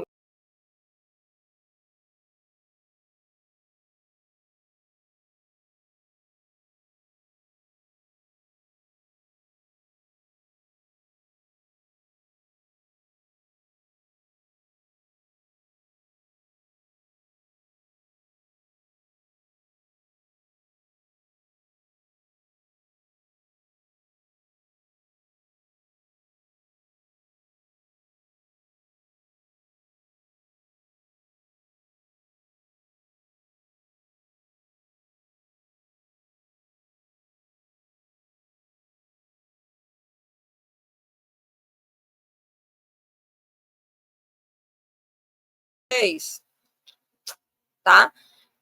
Porque eu precisava ir colocando ali, mas eu sei que vocês gostam de ficar aqui olhando, vocês não me perderem aí no. E agora a gente consegue ir falando, que vocês já printaram a tela. Mapa das estruturas, esse aqui ele está bem mais completo. Eu sempre dei aula com outro, porque o outro era mais fácil e tudo mais, e eu fui aprimorando isso, fui melhorando. Por quê? Porque quem pega um mapa desse aqui, ela consegue enxergar nitidamente toda a teoria com seus principais pontos da psicanálise. Aqui é o ouro da psicanálise que eu estou entregando para vocês. Então, ali, claro, eu não vou repetir o que eu já falei para vocês, só vou agora pontuar algumas coisas a mais que tem no mapa. Então, a gente viu aqui que nesse mapa, por exemplo, o Winnicott coloca que a gente tem a dependência absoluta, que duraria ali até mais ou menos os 6 meses, e a gente tem a dependência relativa, que começa na fase oral e pega um pouco ali da anal, porque ele não fala de fases oral, anal e fálica.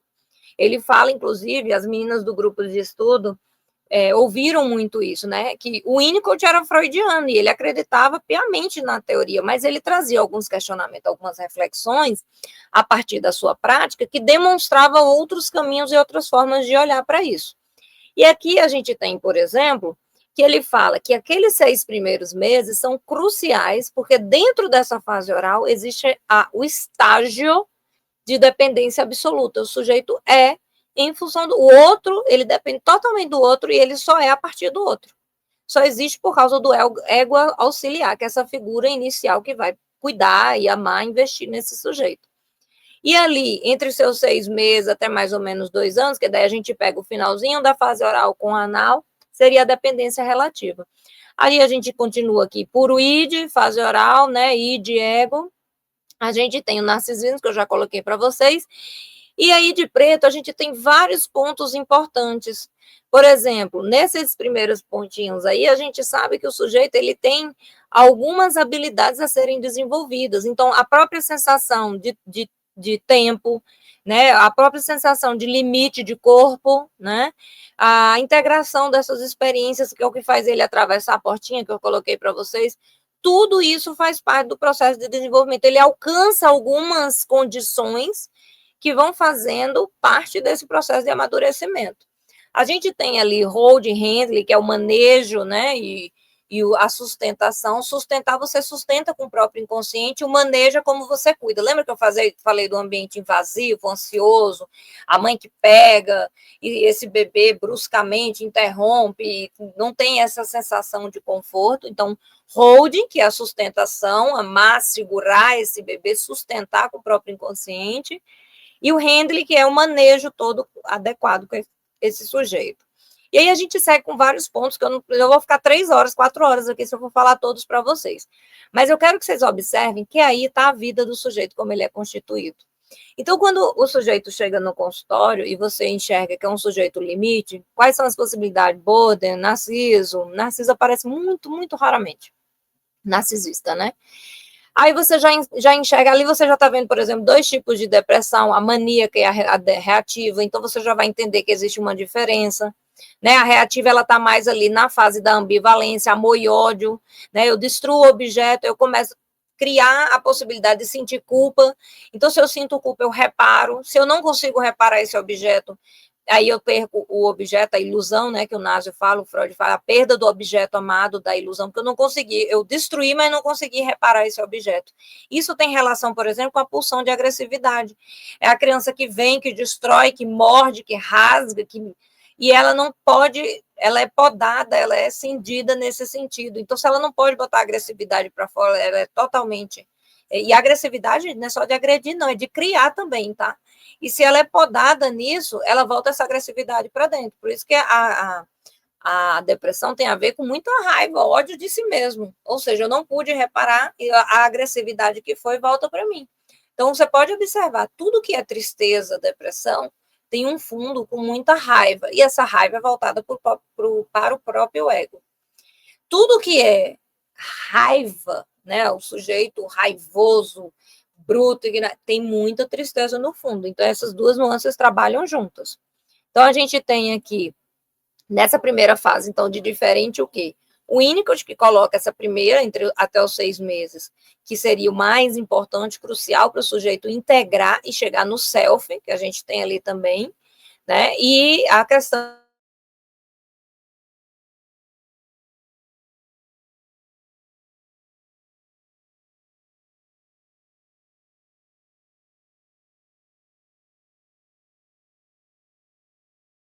perdi o som. Aí, voltei.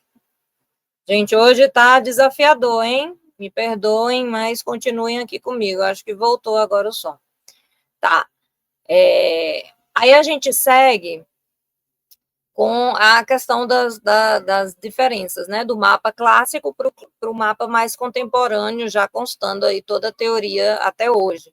Então, a gente tem de diferente as fases de verdezinho que o Winnicott coloca. Ali ele coloca rumo à independência, que ele fala que a gente sempre vai depender do outro, do ambiente. A gente nunca é independente totalmente. Aí ele fala do concerne, que é essa possibilidade de conseguir sentir culpa, tem a capacidade de ficar só, enfim. Tem vários conceitos que ele coloca. Aqui a gente tem nesse mapinha também mais detalhado quais são os principais mecanismos primários, né, que são os mais primitivos, e quais são os secundários, está listado aí de preto do lado. A gente pode, inclusive, fazer uma aula falando sobre cada... Nesse mapa aí, gente, vocês podem estudar toda a psicanálise. O que é ID? O que é fase oral? Quais são as possíveis fixações da fase oral? Quais são as estruturas? Quais são os mecanismos? Aí vocês podem definir o que é cada um desses mecanismos de defesa, o que é cada um desse conceito.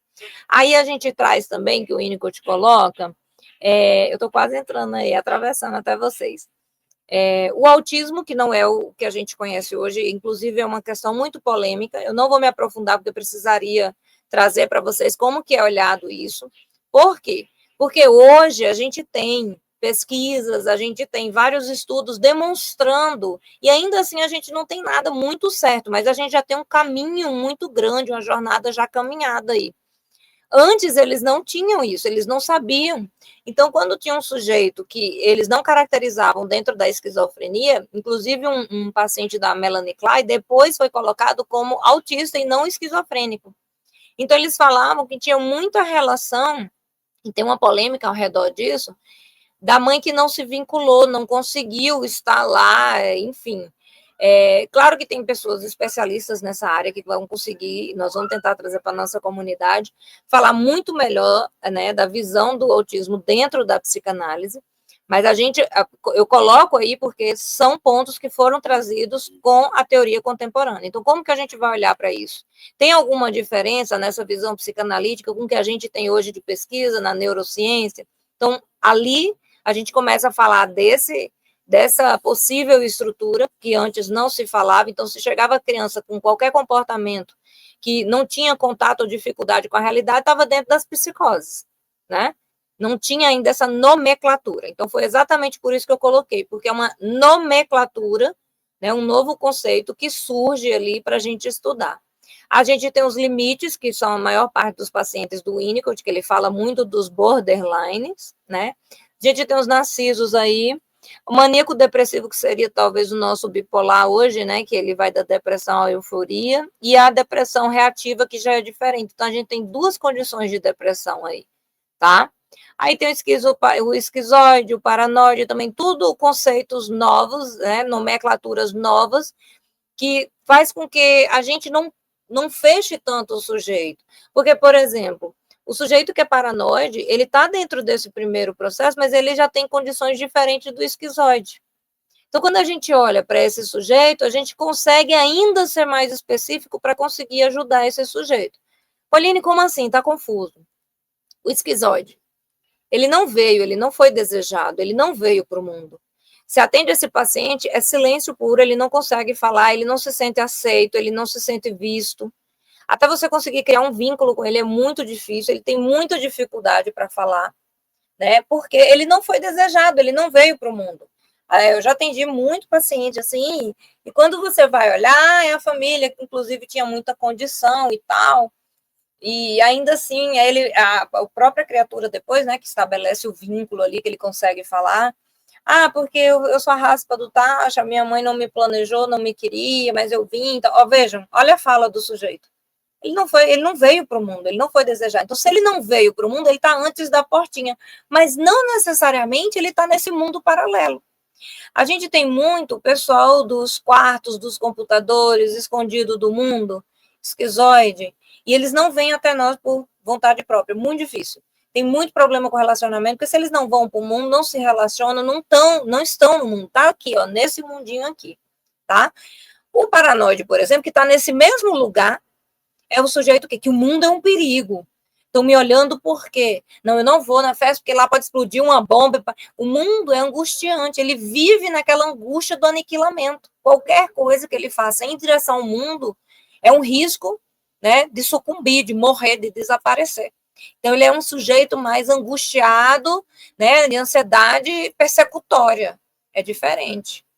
Então, vejam, eles estão no mesmo lugar, no mesmo lugar da fase oral ali, dentro ali da estrutura inicial, mas eles têm lugares diferentes como comportamento, como a forma de olhar o mundo, como é que eles enxergam o mundo, qual é o tipo de fantasia que se estabeleceu ali.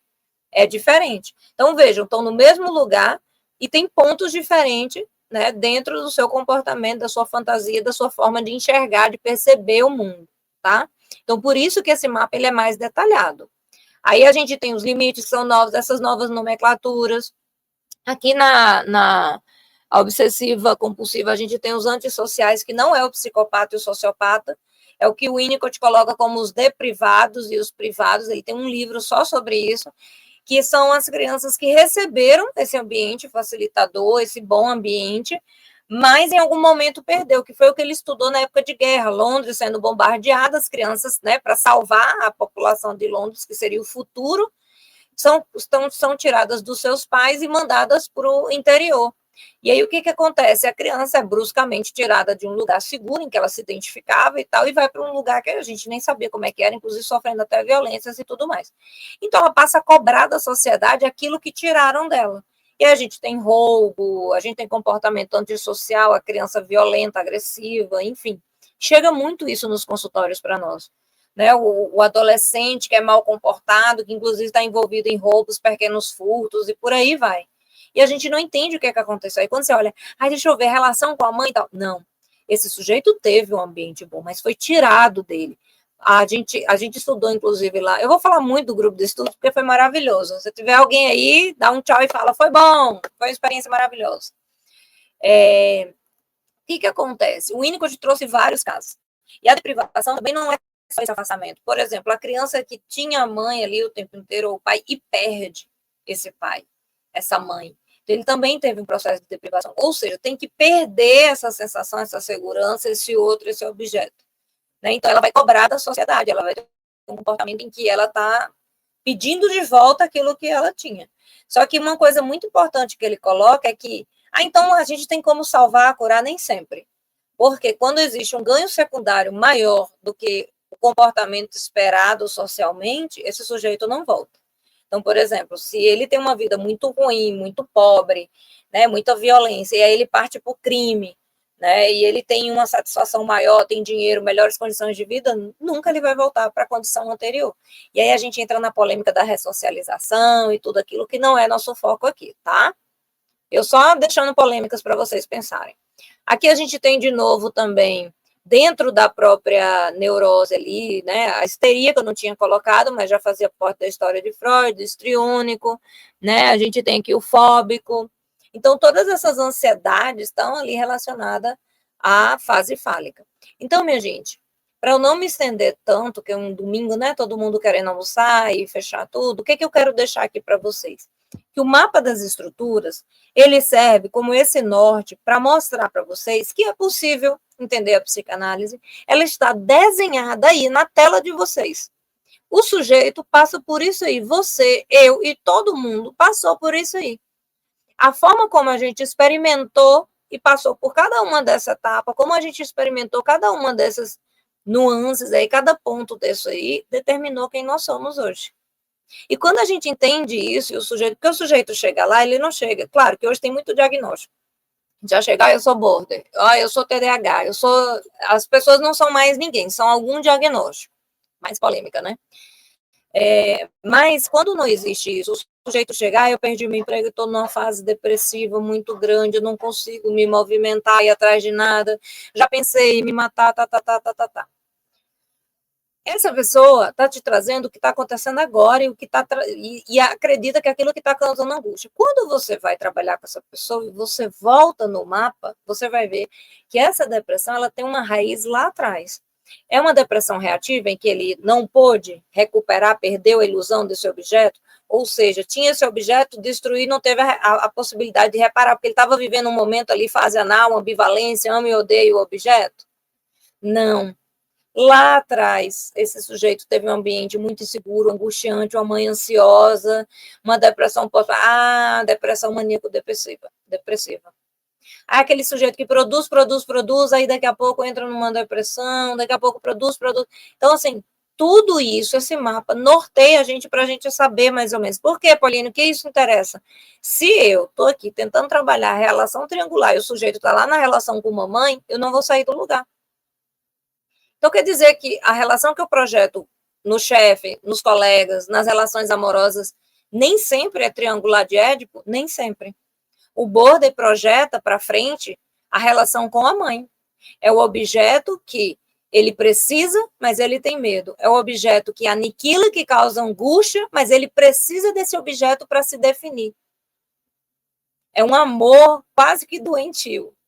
Então, ao mesmo tempo dessa relação conflituosa, essa angústia toda, que ele poderia elaborar de uma forma, não quero, ele precisa disso. Ele precisa desse outro conflituoso para dar esse sustento, essa definição. E por que ele projeta assim? Porque a relação lá com a mamãe foi extremamente negligente, violenta, ansiosa, invasiva.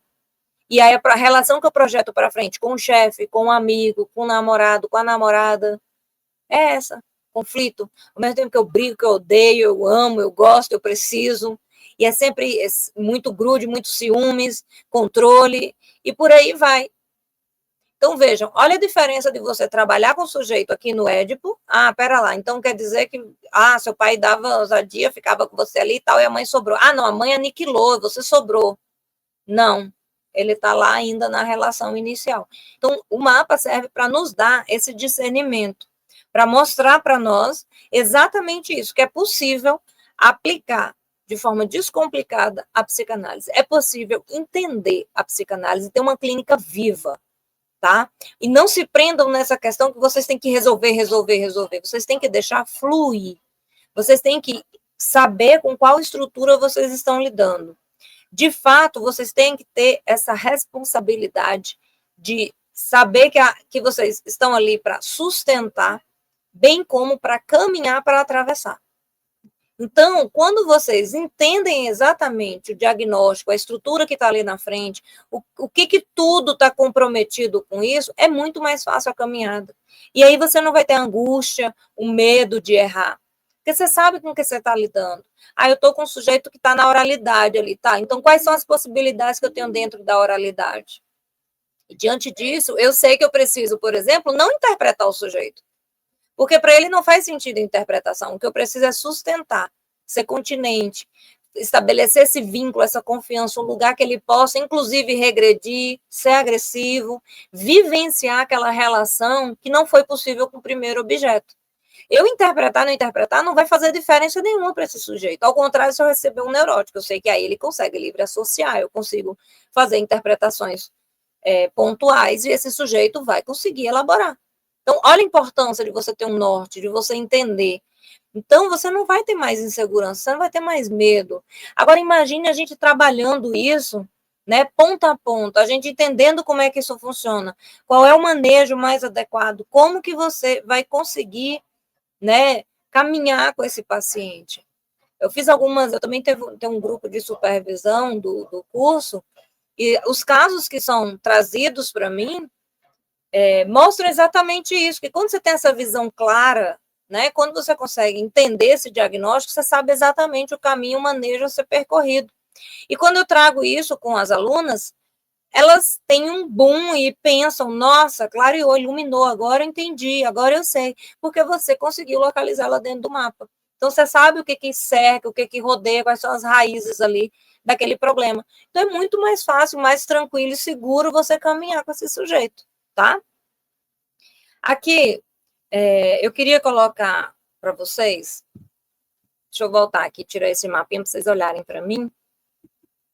Queria, mais uma vez, trazer uma questão para vocês muito importante, que é esse caminhar sozinho. Quando eu estudei, não tinha muita referência em psicanálise. Quem era psicanalista falava muito difícil, era muito inacessível, e era muito complicado, porque eu não tinha também uma colega, alguém para falar, gente, eu estou inseguro, recebi um paciente difícil. Eu tinha que ir lá para os livros sozinho, ler, reler Freud, ler artigo, pesquisa. Eu estava sempre sozinha, cansada, frustrada.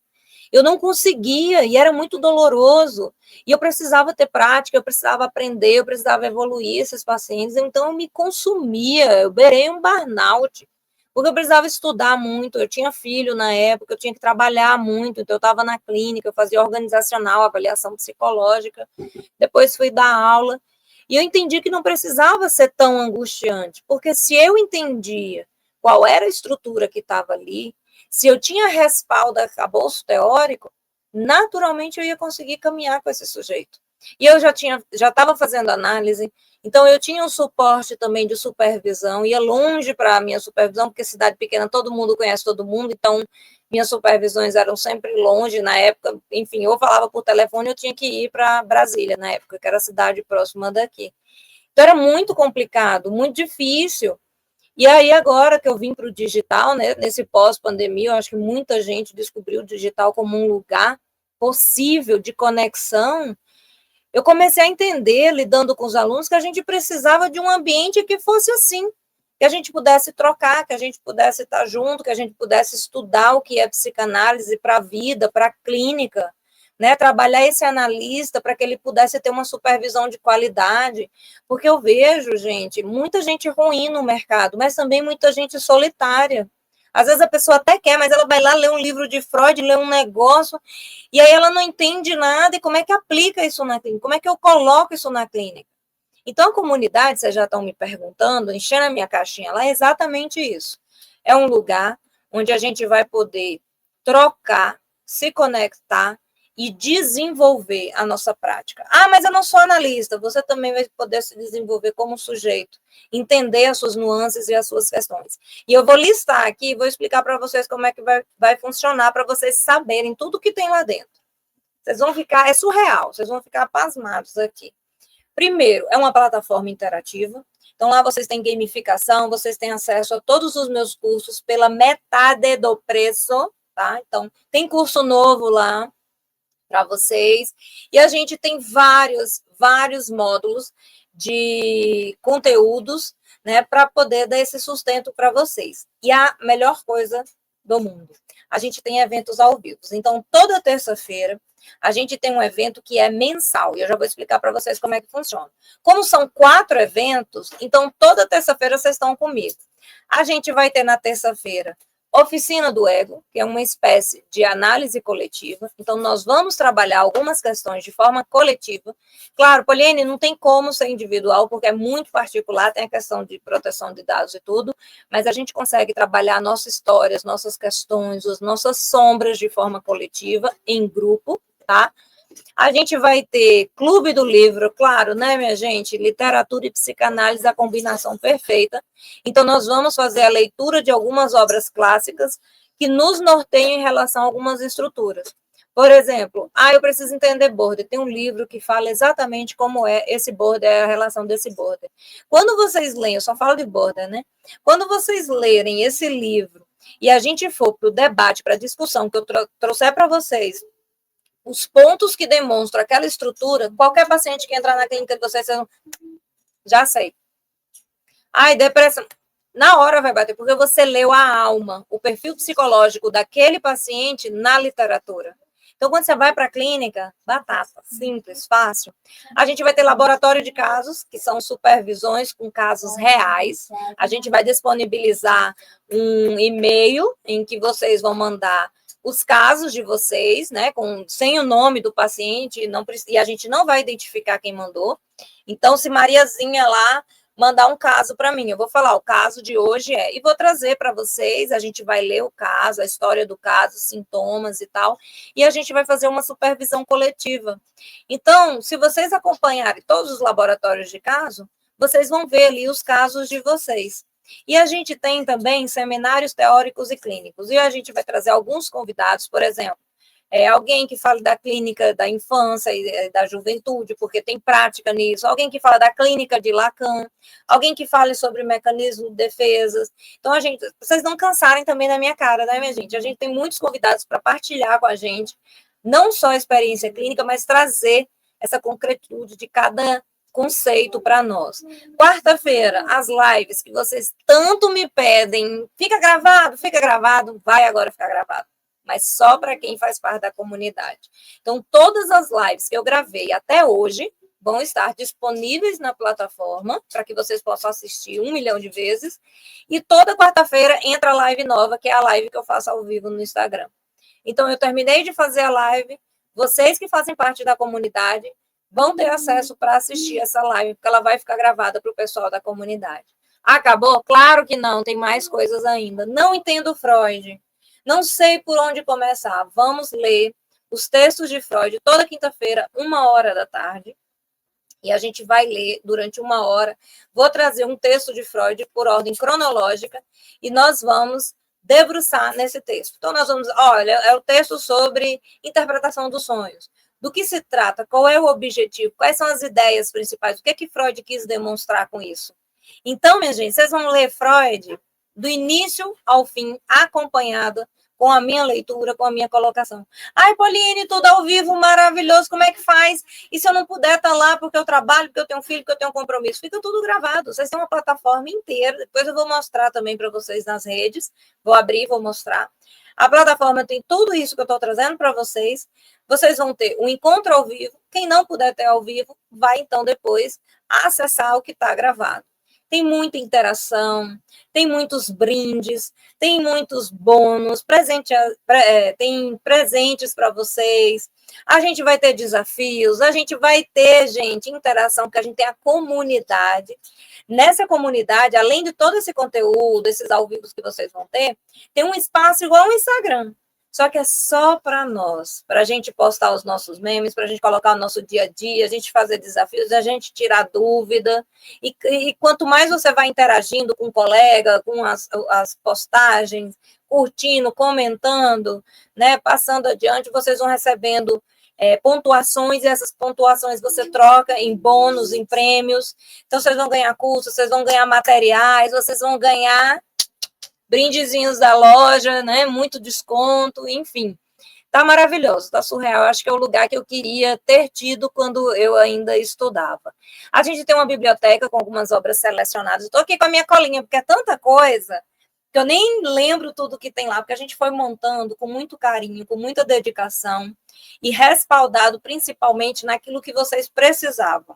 Então, conforme esse tempo todo que eu estou atuando no digital, que vocês pediam isso, pediam aquilo, eu falei, gente, tem que ter um espaço para atender esse público, para entregar para eles isso tudo, para que eles não se sintam mais tão inseguros, sozinhos, que eles tenham um lugar para partilhar, para estudar com calma, com leveza, né, com um chazinho na mão, quem gosta de café também está valendo. Então, a plataforma ela foi pensada a comunidade para isso, para a gente fazer assim como Freud fazia, estudar em comunidade, em conjunto, poder trocar, poder crescer, se conectar, né, e aprender de uma forma leve, de uma forma tranquila, né, um passo de cada vez, um gole de consciência de cada vez, né, a gente não consegue fazer tudo rápido de uma vez. E às vezes eu tenho dificuldade, aí eu vou ler 2 vezes, 3 vezes, ao invés disso eu vou assistir a Pauline explicando, uma aula de uma outra pessoa que era da área. Eu acho que eu falei tudo. Tem suporte também 24 horas, então não perca essa oportunidade, né? Quem tá, para quem que é isso tudo? Quem é estudante de psicologia ou de qualquer outra área? Quem é psicanalista que está começando? Quem já começou e ainda se sente seguro, quer um lugar para partilhar, para conhecer, para reler, para rever? Quem é entusiasta que está só aprendendo, né? Não existe nada igual hoje aqui no Brasil que vocês possam participar. É uma formação continuada, muito viva, descomplicada. Eu queria fazer esse evento gratuito exatamente para vocês conhecerem a minha didática. Eu entrego mesmo, entrego tudo. Eu acho que esse é o nosso propósito, a nossa missão. Eu sou professora, eu sou de família de professor, e eu acho que professor é isso, né? A docência me ensinou muito isso, compartilhar e conectar. Então, a gente está lá para isso. Eu, talvez, que tenha alguns anos na frente, partilhe, mas vou trazer também colegas, amigos que queiram fazer parte desse movimento e conto com vocês também para essa construção desse movimento de união, de conexão, para que a gente possa desenvolver e movimentar a psicanálise. Gente, tudo isso que eu falei para vocês custaria, no mínimo, supervisão, clube do livro, a análise, a psicoterapia, biblioteca, tudo isso, eu tenho certeza que não custaria menos de 10 mil reais. Os cursos, todos os meus cursos, tem 4 cursos lá, tudo pela metade do preço. Fora isso, os outros eventos, o Clube do Livro, a análise, que é a oficina do ego, os seminários, o laboratório de casos, o grupo de estudos de Freud, as lives, tudo isso é gratuito, vocês vão ter acesso 24 horas, vocês vão poder assistir de onde vocês estiverem, do lugar que vocês estiverem, interagir, como vocês quiserem. Não seria, com certeza, menos de 10 mil reais. Façam aí as contas de vocês, coloca quanto que vocês iam pagar numa supervisão, quanto vocês iam pagar em análise, quanto que vocês iam pagar em livros, quanto vocês iam pagar para participar de clube de livros, porque eu sei que é bem carinho, viu? Daí eu já participei de alguns aí, enfim. Então, não ia sair menos do que isso. E sabe quanto que vai sair a nossa plataforma, a nossa comunidade? R$ 153 mensais. É o preço do lanche, da blusinha. Então, gente, está muito, muito acessível. E esse valor foi pensado, briguei muito com a equipe, de não fazer um valor fechado exatamente por isso. Vamos distribuir isso, vamos colocar para não comprometer limite de cartão, para não deixar a pessoa endividada, porque eu sei que tem muita gente que me acompanha, que deseja, que quer fazer, mas às vezes está limitado pela parte financeira. Então, minha gente, acabou esse problema. Se vocês desejam estarem aqui, se vocês querem se comprometer, se vocês querem fazer parte desse movimento, estar dentro do universo da psicanálise, crescendo, aprendendo, se conectando, tirando suas dúvidas, você não está mais só. Por apenas 153 mensais, é uma assinatura. Então, a assinatura você vai pagar todo mês. Quando você não tiver afim, você pode parar na hora que você quiser. Você tem 7 dias de garantia. E se você pensar que isso pode comprometer o cartão, não pode, né? O limite de vocês, porque como é uma assinatura mensal, ela vai descontar só no mês, todos os meses, aquele valor. Ó, cabe no bolso de vocês.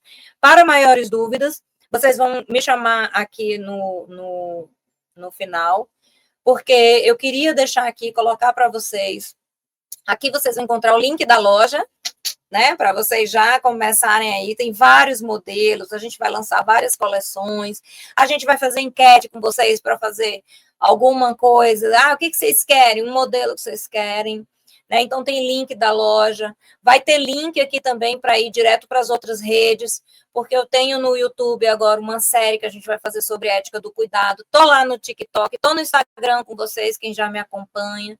Na hora do chá, toda quarta-feira às 17, e nós vamos colocar aqui também o link para vocês fazerem as inscrições de vocês para a comunidade. A gente vai abrir agora as portas para essa grande travessia. Eu diria mais, não só uma travessia, mas um despertar. Porque agora a gente vai ampliar a nossa consciência. A gente não vai só se entender, a gente não vai só se conectar, a gente vai também poder levar isso para frente, para o outro, para a nossa clínica. É uma transformação que não tem valor que pague. Né? Você está em comunidade, aprendendo todos os dias, o que você nunca conseguiu entender até agora da psicanálise, de Freud, de Winnicott, você vai conseguir entender. Vai ainda mais, vocês vão agora entender os clássicos da literatura a partir da ótica psicanalítica, vão poder levar os casos de vocês para o laboratório de casos, vão poder participar da oficina do ego. Então, vocês vão clarear, iluminar, atravessar, vocês vão despertar para um outro universo, para um outro lugar. E eu fiz isso com muita, muita devoção, muito cuidado, porque era o que eu queria, o que eu acho que teria feito muita mudança, muita transformação na minha vida, teria feito muita diferença. Né? Eu lutei muito, eu sofri muito, eu estive muito só e muito frustrada. Então, hoje eu quero oferecer para vocês aquilo que eu não pude ter lá atrás e que com certeza vai fazer diferença na clínica de vocês. Por quê? O negócio não é ter um mutirão de gente que vai chegar, vocês não vão conseguir tratar e vai perder esse monte de gente. É ter qualidade na clínica de vocês. É ter essa ampliação de consciência com vocês, com a vida de vocês e com a clínica de vocês. Então, se vocês têm uma clínica de qualidade, ela se sustenta, ela segue com consistência. Logo, vocês conseguem cobrar um valor justo. E aí vocês vão viver de clínica. Daqui a pouco vocês vão palestrar, vocês vão dar aula, vocês vão fazer o clube do livro de vocês vão entender sobre psicanálise, vocês vão poder partilhar. Então, essa é uma sementinha que eu estou plantando aqui com vocês. E eu sei que já tem muita gente aqui comigo, já me acompanhando, já tomando chá. E quem está chegando, que está conhecendo agora, o objetivo é esse. Eu estou plantando aqui com vocês essa sementinha, porque isso vai florescer para outros lugares. Eu falo isso na supervisão, falei isso no nosso grupo de estudos, né? O objetivo é sempre esse. A psicanálise, ela fala sobre quem nós somos e por que nós somos. E ela fez uma diferença na minha vida, eu tenho certeza que vai fazer diferença na vida de vocês. Então, se vocês tiverem qualquer dúvida, entre em contato, o pessoal vai tirar as dúvidas de vocês aqui. Entra também, a gente vai deixar o link da inscrição. O pessoal que mora fora, que eu sei que tem muita gente, tem muita gente que mora fora do país e talvez vai ter alguma dificuldade, então não deixe de entrar em contato. A equipe vai dar o suporte necessário. Inclusive, eu já estava me organizando para isso. Então, o pessoal que está comigo, que é de fora, né, que tem a questão do CPF e tal, entre em contato, a equipe vai fazer para vocês esse retorno, para organizar, para que vocês consigam também fazer a inscrição. A equipe vai deixar um QR Code para vocês entrarem direto aí e conseguir acessar e fazer a inscrição da comunidade. Não percam essa oportunidade. E fique atento às redes, tá? Porque o pessoal, os primeiros membros aí vão ter algumas umas surpresinhas e alguns bônus. Aguardem, que eu não posso. Agora eu não posso dar spoiler mesmo. Então é isso, minha gente. Eu quero agradecer imensamente, né, a colaboração, a atenção de vocês, de estarem comigo aqui hoje, num domingo de manhã, para partilhar, para conversar, para refletir, para aprender, para conectar. Esse é o meu objetivo, entrei nesse lugar, nesse digital para isso, para compartilhar, né, a psicanálise. Eu acho que é nítido, eu não preciso falar o tanto que eu gosto, como ela é significante. Na vida, né, eu trabalhei a vida inteira com isso, na clínica, na docência. Então, eu quero agradecer vocês que estiveram comigo nesses 3 dias, ou que estão aqui hoje comigo. Caso vocês queiram fazer parte, não percam essa oportunidade. Né? É um lugar único onde vocês vão só crescer, só aprender e transformar a clínica de vocês, vão trazer mais clientes e vão viver só disso com calma, com leveza, sem angústia, sem medo, né? Sem frustração, porque a vida já anda tão tensa, tão pesada, ela é, né? E a gente precisa criar contornos mais leves, mais suaves, a gente precisa ampliar nossa consciência, né? E tentar, porque ela é passageira, ela é rápida. O que você está fazendo da sua vida, com sua vida? Então, vamos aproveitar o máximo que a gente puder, se dedicar a coisas que de fato vale a pena, que vai transformar a nossa vida e que vai transformar a vida de outras pessoas. Eu sei que a maior parte do pessoal que está comigo são transformadores de vida, são pessoas que estão aqui, que atuam na clínica ou que vão atuar, são estudantes, e quem quer também aprender sobre psicanálise, seja bem-vindo, bem-vinda, e vamos começar, vamos iniciar essa trajetória de travessia, essa trajetória de despertar, tá? Eu estarei aqui segurando a mão de vocês, junto com vocês nessa caminhada. Qualquer dúvida, entre em contato com a equipe, não deixe de passar no QR Code para fazer as inscrições de vocês, e não deixe de entrar lá na nossa loja e conhecer nossos produtos, né, para vir para o chá, para ir já entrar na comunidade com sua canequinha, com a sua camisa, dar de presente, tem muita coisa legal nessa coleção Inconsciente Fala, e seguimos juntos aí nessa jornada. Foi um prazer estar com vocês, ver vocês lá na comunidade, terça, quarta e quinta-feira. E mais novidades vêm por aí. E eu espero vocês para construir isso tudo comigo. Beijo, gente. Até eu despertar. Vejo vocês lá na comunidade. Tchau.